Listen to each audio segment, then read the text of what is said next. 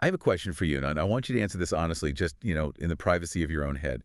How often in the last, let's say, 6 months have you looked at your phone, scrolled through a feed, read a headline, or watched a 30-second clip, and just thought to yourself, man, we are cooked?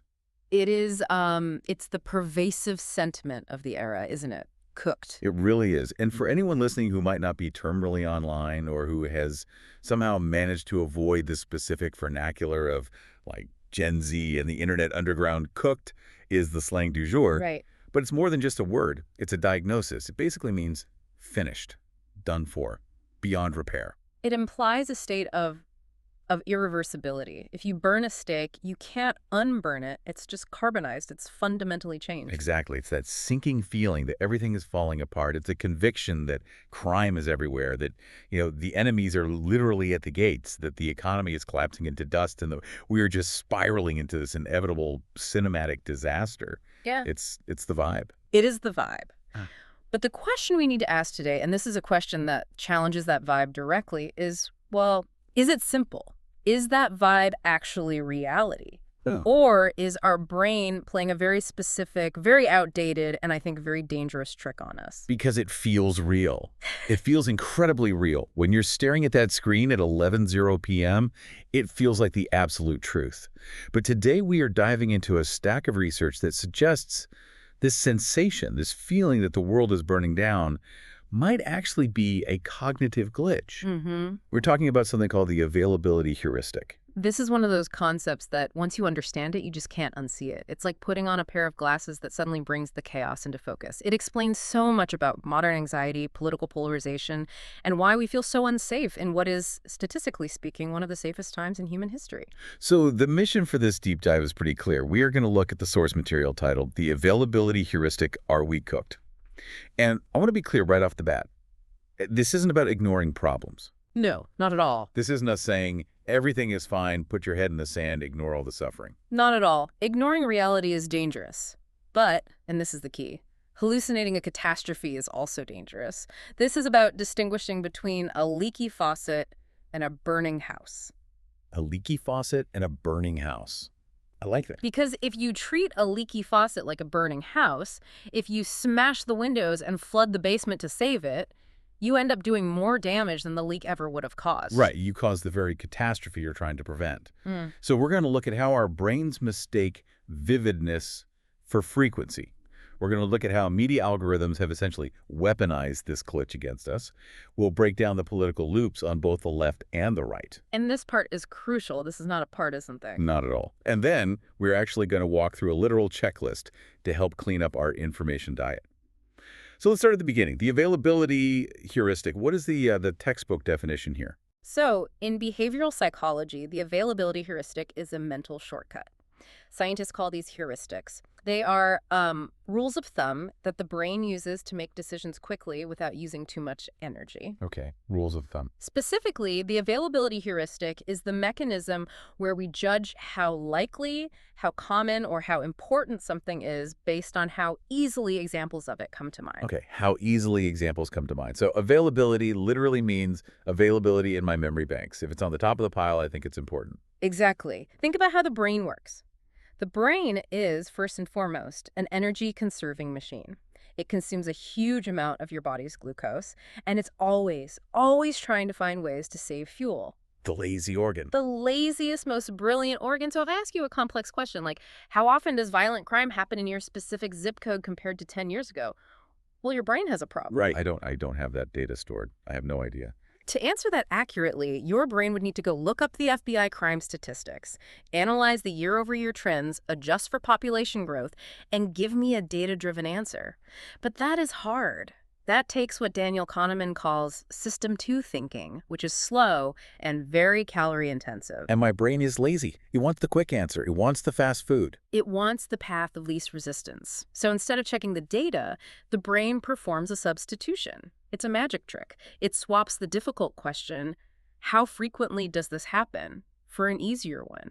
How easily can I picture this happening? Oh, that is sneaky. It's a total bait and switch. It answers a totally different question, but tricks you into thinking you've answered the first one. It is very sneaky, and you don't even feel it happen. The brain assumes that if you can recall it easily, if the image is available right there on the surface of your mind, it must be common. It conflates ease of recall with frequency of occurrence. So if I saw a video yesterday of a violent crime or a riot, my brain says, I saw that easily. I can picture the fire. I can hear the shouting. Therefore, it must be happening all the time. Precisely.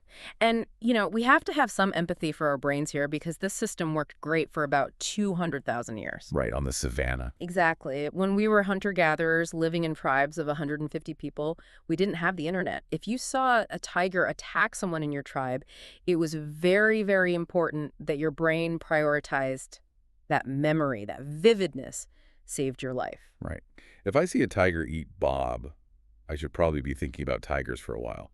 It's a good survival strategy. It's an excellent survival strategy. In a small local environment, vivid things were usually representative of real immediate threats. But now, we are plugged into a global network where we see the absolute worst, most vivid, most terrifying events from a population of 8 billion people. Aggregated and served to us every single day on a little glowing rectangle.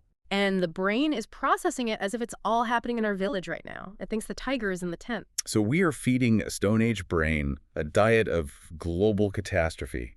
No wonder we feel cooked. So what makes a memory sticky? What makes it available? Because I can't remember what I had for lunch on Tuesday, but I can remember a scary news clip from 3 weeks ago. Right. Well, the source material highlights 4 main criteria that determine this availability, this stickiness. The first, and maybe the biggest one, is emotion. Fear, anger, disgust. These act like a kind of glue for memory. Evolutionarily, it pays to remember things that scare you. If something makes your heart race or your stomach clench your amygdala, the brain's alarm system tags it as critical information, do not delete. So boring stuff gets deleted, scary stuff gets filed in the do not forget folder, highlighted in red. Correct. The second one is visual. We are intensely visual creatures.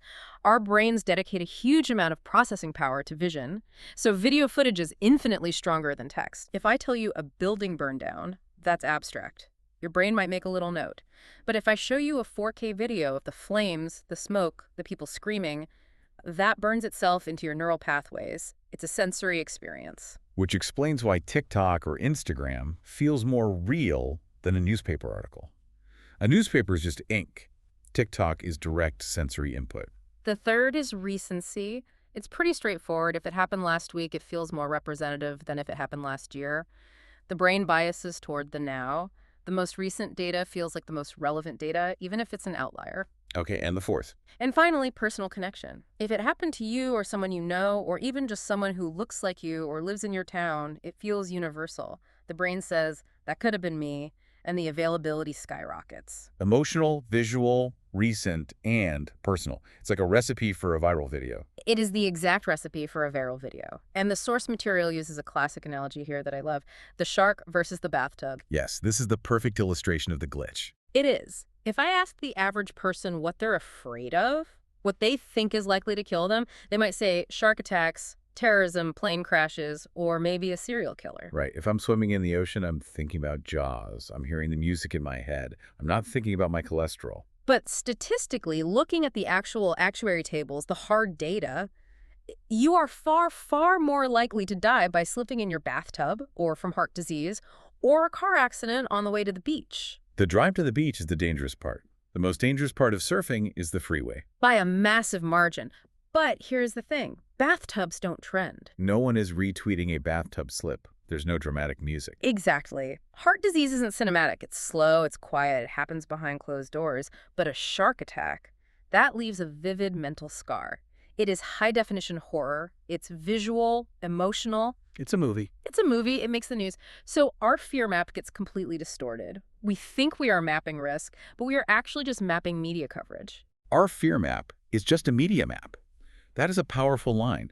We are navigating the world based on what makes for a good headline, not what makes for a likely reality. And that's the baseline. That's just biology. That's the hardware we're all running. But then we introduce politics. And this is where the source material says things get really, really messy. Right, because if this was just about being afraid of sharks, maybe we just wouldn't swim as much. no big deal. But when we apply this to society, to our neighbors, to our laws, it stops being a quirky cognitive glitch and starts being a genuine hazard. It creates a delusion, a shared delusion, because when you apply this primitive mechanic to modern political news, it stops being about just estimating frequency, how often does this happen, and it starts being about assigning character and morality. We start deciding who is good and who is evil based on these vivid, emotionally charged clips. Correct. The source outlines a very specific political escalation chain. It's a 5-step process of outrage that takes you from seeing one video to demanding, essentially, a police state. Let's walk through this chain because I think everyone listening will recognize this pattern immediately in their own social feeds. It happens every day. So step one is the vivid event. Right. Step one is the spark. A video of a crime, a riot, a racist rant, a corrupt politician caught on a hot mic. It has to be visual, and it has to be shocking. It has to trigger that emotional tag we talked about. Okay, so the video drops. It's shocking. It checks all the boxes. Then step two, high availability. It gets shared, it gets retweeted, it gets looped on the 24-hour news channels, it's in your group chat, your uncle posts it on Facebook. For 24 to 48 hours, it becomes the only thing anyone is talking about. It saturates your information environment. And then, because it's so available, we hit step three, false prevalence.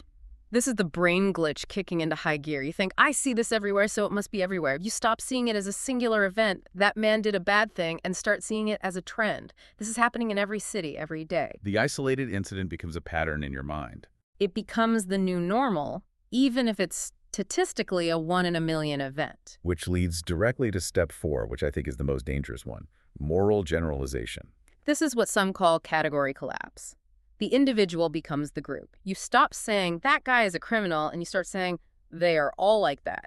The specific bad actor becomes a symbol for their entire demographic or political party or religion or profession. You paste the attributes of the outlier onto the entire category. You do.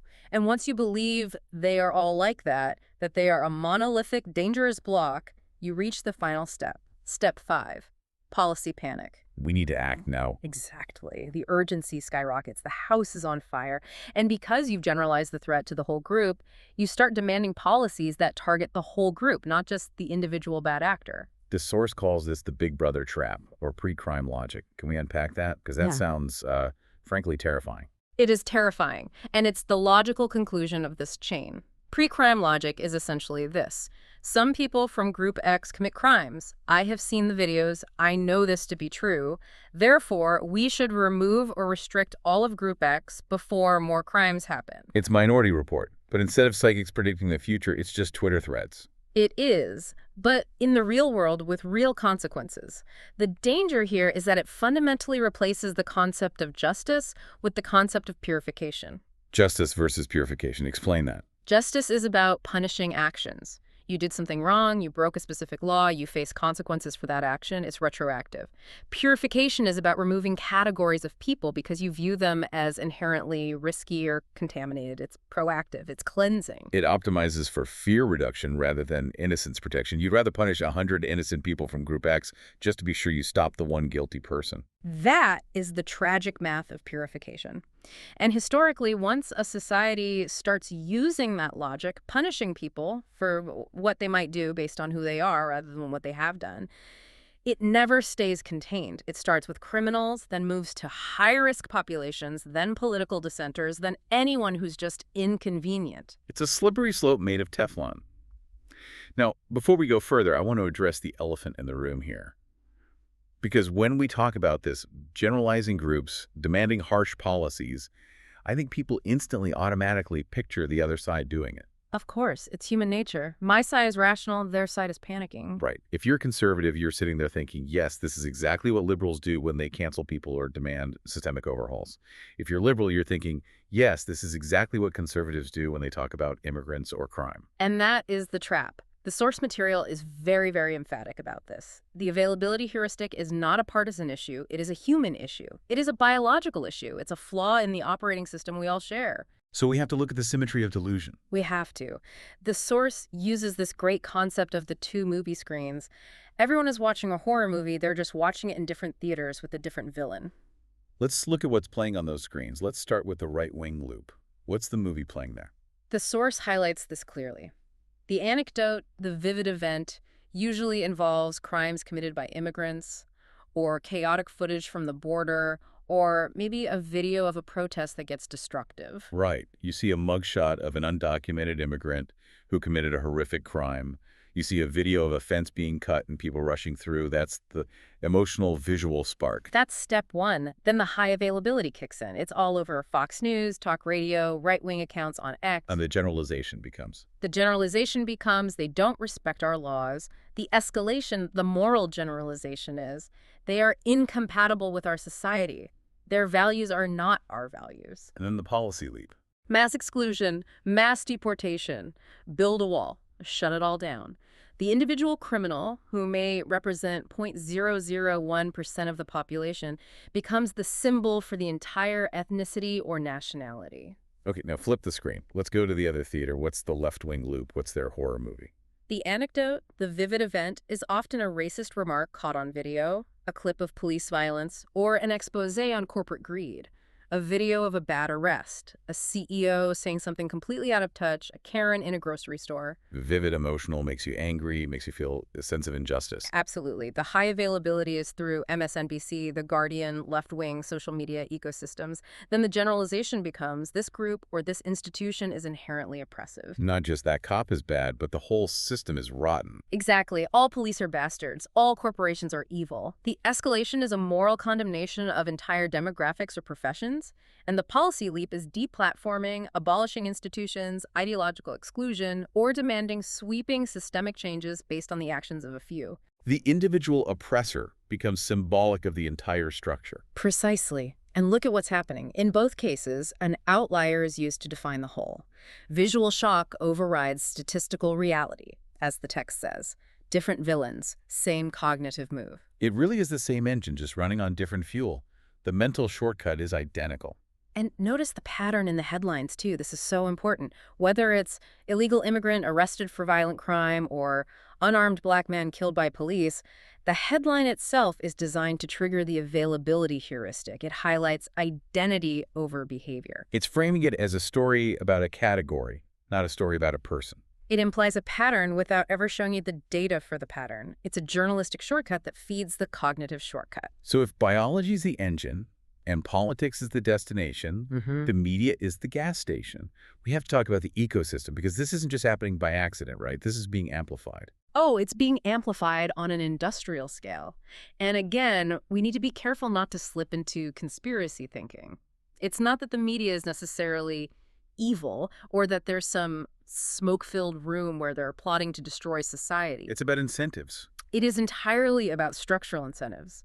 The system is set up to reward the production of this kind of content. The source lists some stats on where people get news now, and they are wild. 93% of people get at least some news online, 53% from social media, and 20%, especially younger people, get their news primarily from influencers or TikTok. That last number is staggering. 1 in 5 people are getting their worldview shaped by, essentially, entertainers.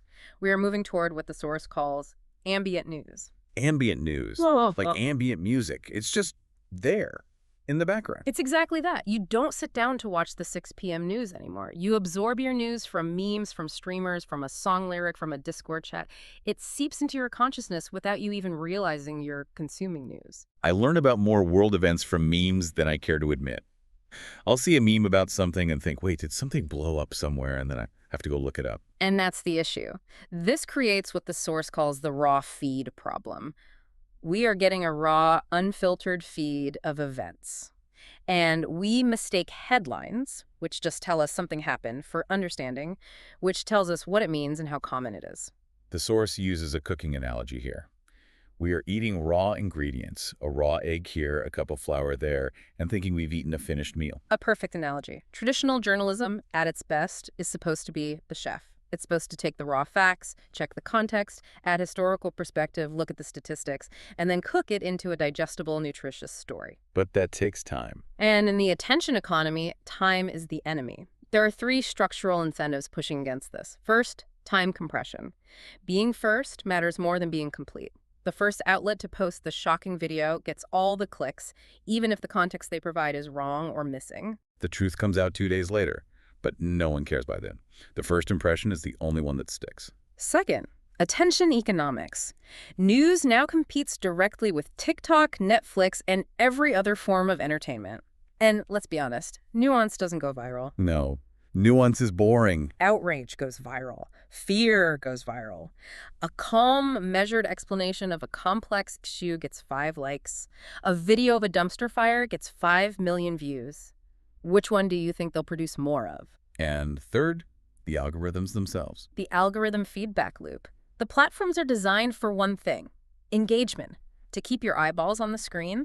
They see that you paused for 3 seconds on a video of a riot, so their conclusion is, oh, he likes riots.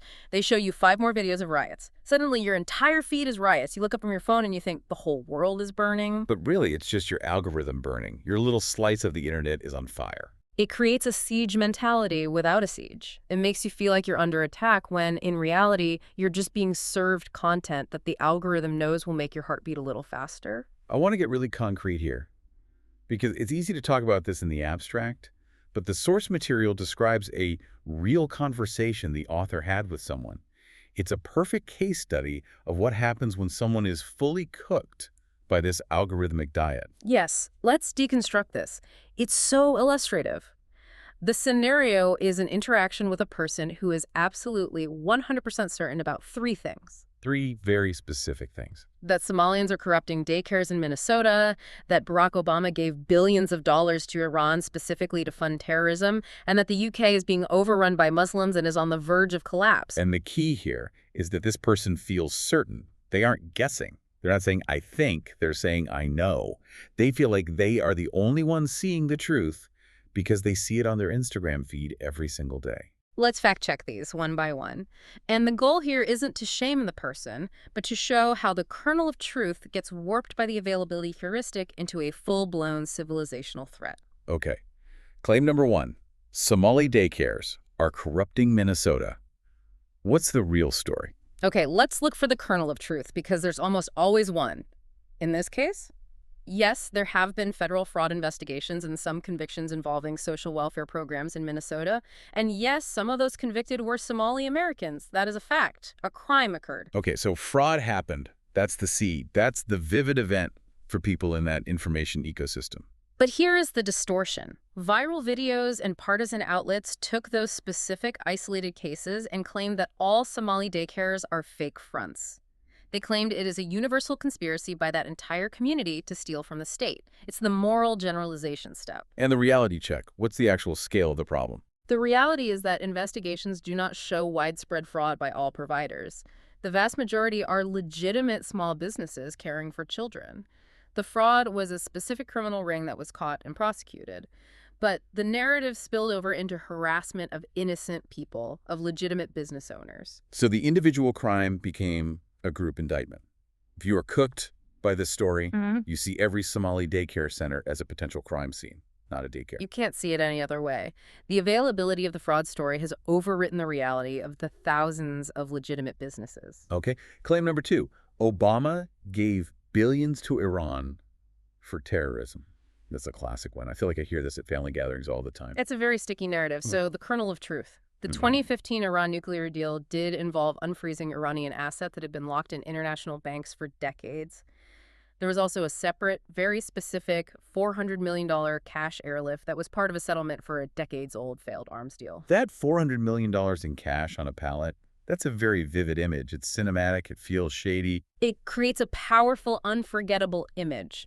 Pallets of cash being loaded onto a plane. It looks exactly like a payoff in a spy movie. That's the visual hook. But the distortion is the claim that the U.S. took $150 billion of American taxpayer money and just gave it to Iran as a gift to fund death. Right. The narrative is he wrote a check for terror with our money. And the reality check.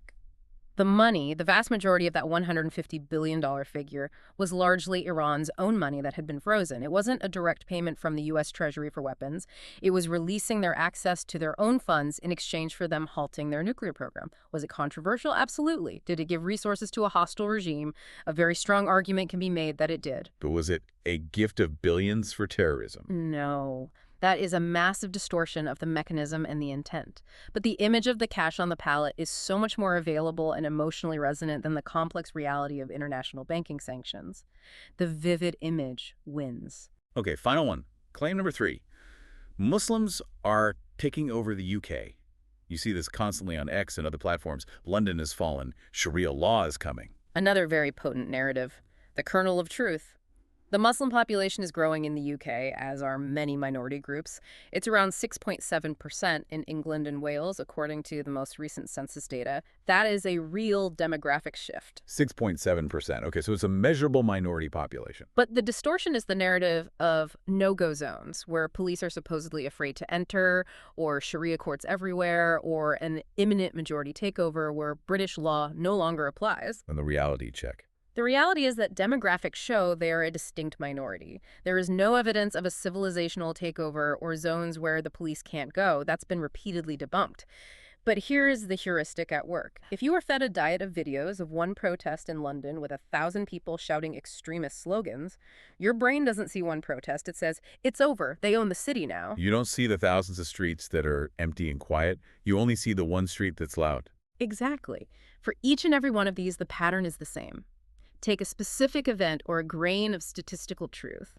Remove all the context and scale. Apply an emotional multiplier like fear or anger. And create a civilizational threat that demands an apocalyptic solution. It's exhausting just hearing it. It puts your nervous system into a state of constant high-alert vigilance. And that's the cooked feeling. It's hypervigilance based on faulty maps. It's like using a map of Mordor to navigate your local park. You're going to be seeing orcs behind every tree. So how do we fix this? How do we draw a better map? The source gives us a metaphor that I really like because it frames this not as a battle to be won, but as, like, simple home ownership. The leaky house. This is the antidote. This is the mental model we need to adopt to fight the cooked mindset. So imagine you own a house and you discover you have a leaky faucet in the bathroom. Okay. Drip, drip, drip. Annoying.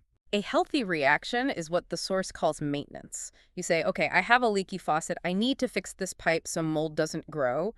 It's a problem, and I will address it in a proportional way. Sensible. It's an issue, but it's solvable. You get a wrench. An unhealthy reaction, the cooked reaction, is apocalypse. You look at the leak and you scream, the house is flooding, we are going to drown, the entire plumbing system is evil and must be destroyed, burn the house down. That seems a little excessive. But in the moment, if you're panicked, if you believe the flood is coming, it feels like the only rational option. It feels like the only responsible option. And the insight here from the source material is profound. Rejecting bad information is harder than hoarding it. Wait, say that again. Rejecting it is harder? That feels backwards. It does, but think about it. Bad information alarmists, vivid, terrifying news feels safe in a weird way. It feels like vigilance. It tells you, I am watching the threat, I'm paying attention. It gives you a rush of purpose, of righteousness. And it offers community. You can panic with other people online. You're not alone in your fear. Exactly. Rejecting it, saying, no, wait, that's an exaggeration. Let's look at the data. I'm going to stay calm. That feels risky. It feels like complacency. It feels like you might be the fool who gets eaten by the tiger because you didn't listen to the warnings. It feels like you're putting your head in the sand. But good information helps you clean the house. Bad information convinces you the house is cursed and the only solution is demolition. So let's give the listeners the tools to clean the house.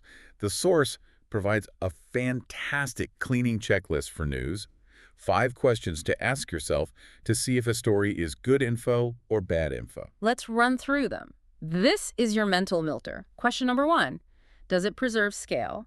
Does the story distinguish severity from frequency? Does it tell you if this is a 1 in a million freak accident or a daily occurrence? So if it just says terror at the mall, without telling you it's the first violent incident at that mall in 10 years, it fails the scale test. It's making a rare event feel common. Precisely. Number 2. Does it separate behavior from identity? Is the story about what happened, or is it obsessing over who they are, their race, their religion, their political party? If the headline feels the need to emphasize the identity of the person when it's not directly relevant to the crime, that's a huge red flag. They are trying to trigger your tribal circuitry. Number 3. Does it acknowledge uncertainty? Does it use cautious words like maybe, likely, the investigation is ongoing, or does it scream with words like inevitably, undeniably, always. Certainty is usually a scam. Real life is messy and complicated. If someone is shouting that they are 100% sure, you should be 100% skeptical of them. Absolutely. Number 4. Does it propose proportional solutions? Does the fix match the problem size? If the problem is some people are abusing the welfare system, is the proposed solution let's audit the accounts more carefully, or is it end welfare entirely? Or deport everyone from that group, Yeah. or burn the house down. Right. Apocalypse thinking always demands total sweeping solutions. Maintenance thinking demands specific repairs. And finally, number 5, and this is more of a gut check, does it lower the temperature? How do you mean? After reading the article or watching the video, how do you feel? Do you feel more capable of understanding the world, more informed, calmer, or do you just feel angrier, more anxious, and more helpless? Good information should make you feel clearer, not hotter. Exactly. If it's heating you up, it's likely because it's burning your cognitive energy for the sake of engagement, not fueling your understanding. It's informational junk food. I love that checklist. It's so practical. Mm. But here is the tricky part. We can use this checklist on ourselves. We can curate our own feeds. But what about when we are talking to that friend, that uncle, that coworker who is deep in the sauce, the person who is truly, deeply cooked? This is maybe the hardest social challenge of our time. How do you talk to the radicalized? How do you talk to someone who lives in a completely different information reality? The source is very clear on this. You cannot just fact check them out of it. Why not? That's my first instinct. If I have the data, why can't I just show them the graph and say, see, you're wrong? Because for them, at this point, it's not about data. It's about identity. Their beliefs have become part of who they are. If you attack their facts, you're not attacking a spreadsheet, you're attacking them. Their ego defends itself. They feel stupid or attacked, so they double down. It triggers what psychologists call identity protective cognition. So what do we do instead? Just let them believe it. The source suggests 3 strategies. Strategy 1 is called internal translation. This one is for you, not for them. It's for your own sanity. When they start venting about how the country is ending and the enemies are at the gates, tell yourself silently, this is a nervous system expressing fear, not an argument seeking a debate. Oh, I like that. It depersonalizes it. They aren't attacking me. They are just a mammal in distress venting anxiety. Exactly. It helps you stay calm and not get dragged into the panic. Then, strategy 2 is question methods, not claims. How does that work in practice? Instead of saying, that's wrong, or that statistic is fake, you ask questions about their process. You ask, that's interesting. How do you decide which examples are representative of the whole group? Or, with so much crazy stuff online, do you think Instagram's algorithm is really optimized for showing us the most accurate picture of reality? You're making them think about their own thinking. Yeah. Metacognition. You are gently poking at the mechanism, not the belief itself. How do we know this is happening everywhere is a much more productive question than, that's not happening everywhere. And strategy 3 is the scope reframe. This one's good for when they pull the you're just not paying attention card. Yes. When they say, you just don't know enough, you haven't seen the videos I've seen, which is a very common attack, you can reply with something like, that might be true. I try to focus less on knowing more and more on knowing how confident I should be about what I see. That is such a power move. It's so subtle. I'm not trying to win the information war. I'm trying to calibrate my confidence. It changes the entire metric of the conversation from who has hoarded more scary facts to who has better judgment and intellectual humility. And honestly, the goal in these conversations isn't to win. You're not going to de-radicalize someone over Thanksgiving dinner. The goal is just to contain the anxiety, to not let it spread. And to model a different way of being. Calm is not passivity. Calm is a skill. It's a strength. By staying calm, you disrupt their feedback loop. They want you to get angry and fight. If you stay grounded, you show them that it's possible to see the world's problems without believing the world is ending. We've covered so much: the biology of the glitch, the political escalation chain, the media's role, the checklist for cleaning our diet. We're going to leave the listener with a final thought. If they take just one thing away from this deep dive, what should it be? I think it comes down to one sentence, one question you can ask yourself that disarms the availability heuristic. If you can memorize this and use it whenever you feel that cooked sensation, it changes how you see the news forever. Okay, what is it? Is this vivid or is it representative? Is this vivid or is it representative? That's it. This video is emotionally powerful. It's vivid, but doesn't represent the typical everyday reality. Just because you can see it clearly doesn't mean it's everywhere. Just because it scares you doesn't mean it's the biggest threat. And the North Star question the source leaves us with, the one to guide our entire information diet? Does this increase my clarity, humanity, and capacity to act? Or does it just make me feel alarmed and righteous? We have to choose clarity. We have to choose maintenance over demolition. We have to, well, uncook ourselves. Staying uncooked in a cooked world, that's the mission. Yeah. Thanks for diving in with us on this. Thank you. It was a pleasure. And to everyone listening, check your faucets, don't burn the house down, and we'll see you on the next deep dive.